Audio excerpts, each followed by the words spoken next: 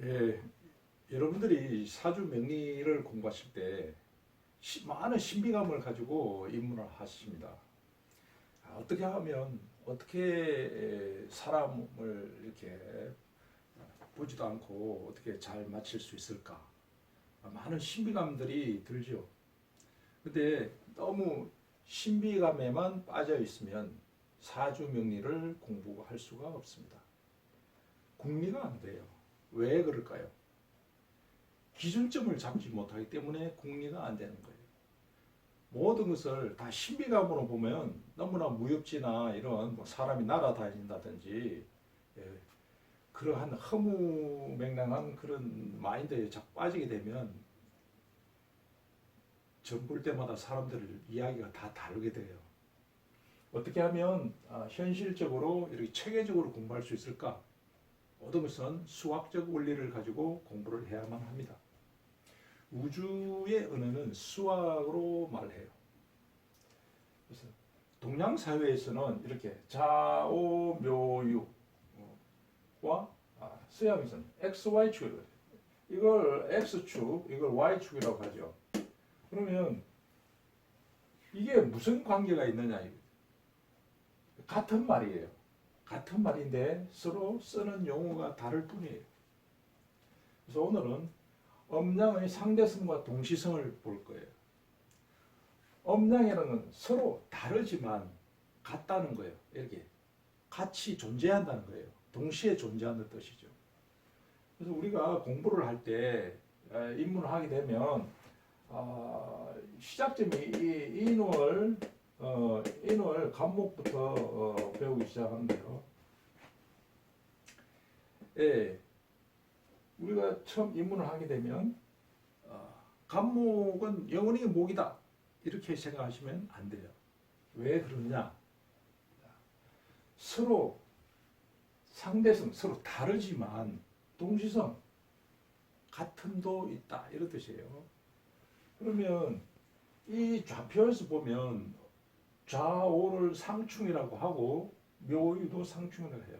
서로 다르지만 같은 것이다 이런 뜻이에요. 동시에 같기도 하다. 즉 음양이라는 것은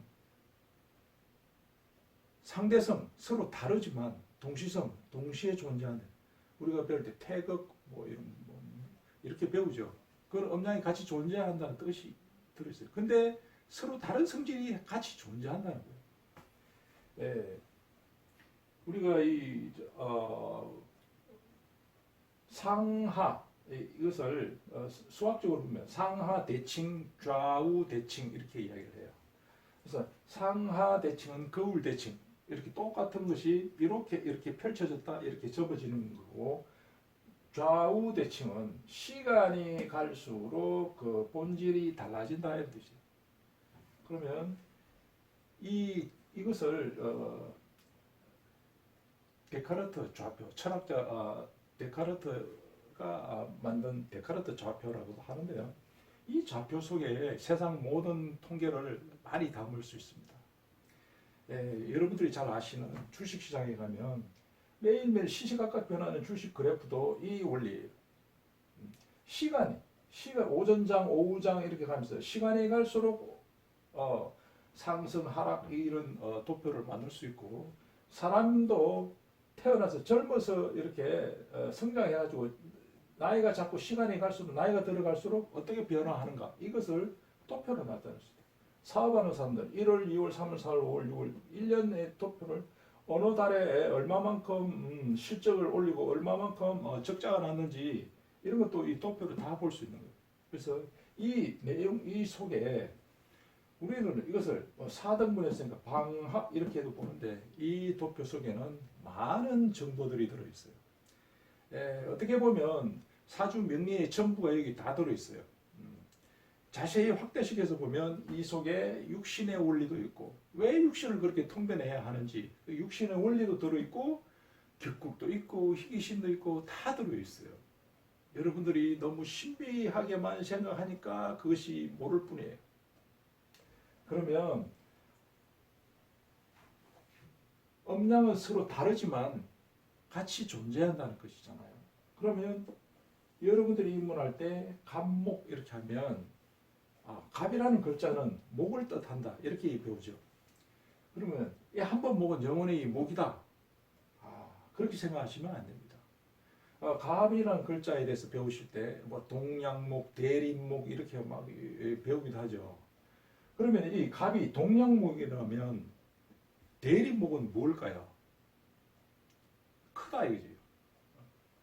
이게 새로 새싹 동양이면 새싹이면 대림 큰 숲을 이루는 큰 나무는 뭘까요? 바로 이 신월에 나오는 경금을 말하는 거예요. 그러면 여러분들이 입문하시면 이건 금이고 이건 목인데 어찌 같을 수 있느냐 이렇게 이야기할 수 있죠. 그러면 동시성이라는 것을 성립시킬 수가 없어요.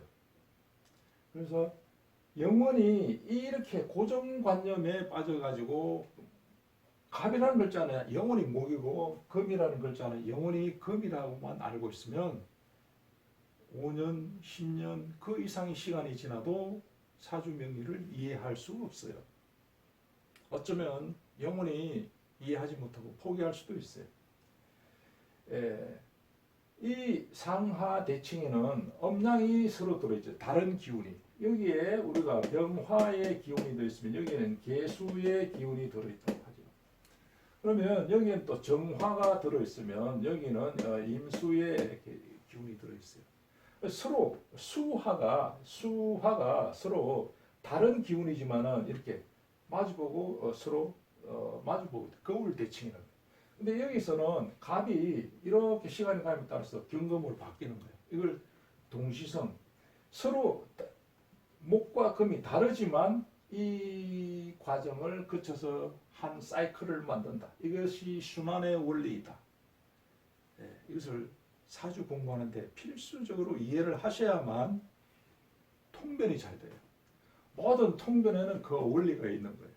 통변의 원리를 이해하지 못하고 막연히 외우시기만 하면 영원히 초급 과정을 벗어날 수가 없어요. 상대성과 동시성은 음양 속에 오행이 있고 오행 속에 육신이 있고 육신 속에 격국도 들어있고 희귀신도 있고 다 있는 거예요. 그러면 이것을 하나로 탁 줄이면 음양이 되고 이걸 쫙 펼치면 육신 격국이 다 나오겠죠. 그래서 이 속에 다 들어있는 거예요. 여러분들이 이해를 하지 못할 뿐이에요. 그래서 사주 명리를 공부하실 때 좀 더 체계적으로 수학적 원리를 적용해서 공부를 하셔야만 됩니다. 신비감에만 빠져 있으면 영원히 초급 과정을 벗어날 수가 없습니다. 궁리가 되지 않습니다. 통변은 궁리학이에요. 왜 그렇게 됐을까?